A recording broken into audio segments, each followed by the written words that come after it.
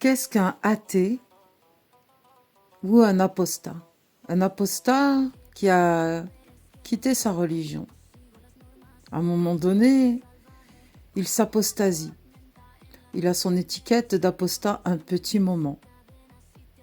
Juste un petit moment, parce qu'après l'apostasie démarre une nouvelle vie. Qu'est-ce qu'il se passe pendant l'apostasie? Sur le plan psychologique, il se passe beaucoup de choses, notamment beaucoup de remises en question, de réinitialisation, parce que tout un parcours à croire en un être imaginaire, quand on remet les pieds sur terre et qu'on se rend compte qu'on a cru à une entité qui n'existait pas, on se trouve un peu, dans un premier temps, diminué, ridicule, et puis on reprend du poil de la bête. Et la particularité qui nous rassemble tous quand on a quitté cette religion, c'est qu'on veut se battre pour ses idées, se battre pour un monde meilleur. Et pour ce faire, la plupart du temps, on est rempli de beaucoup d'empathie, d'amour et de bienveillance vis-à-vis de son prochain. Et tout ce qu'on souhaite pour l'autre, quel qu'il soit, c'est toujours de prendre soin de lui, d'avoir une belle vie, de ressentir nous ce qu'on peut ressentir quand on a touché à la liberté.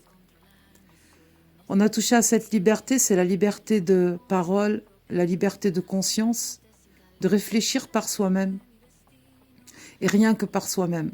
S'octroyer le droit de fuser toutes les pensées qu'on s'interdisait pendant qu'on était dans la religion. Ne plus culpabiliser de penser à beaucoup de choses que la religion nous interdisait.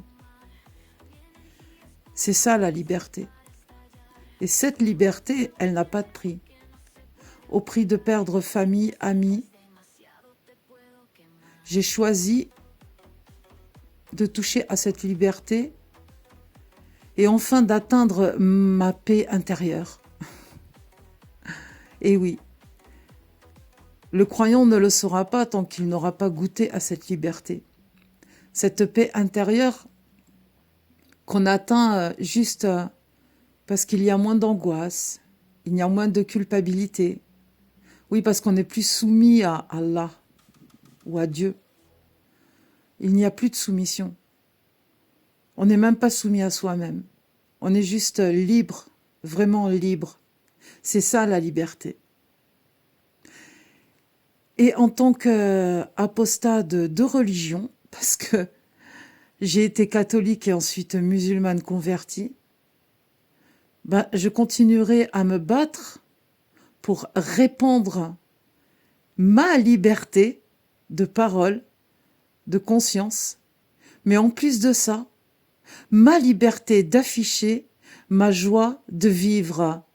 Parce que ça, c'est super important, les amis. Il n'y a pas mieux que d'être joyeux dans la vie.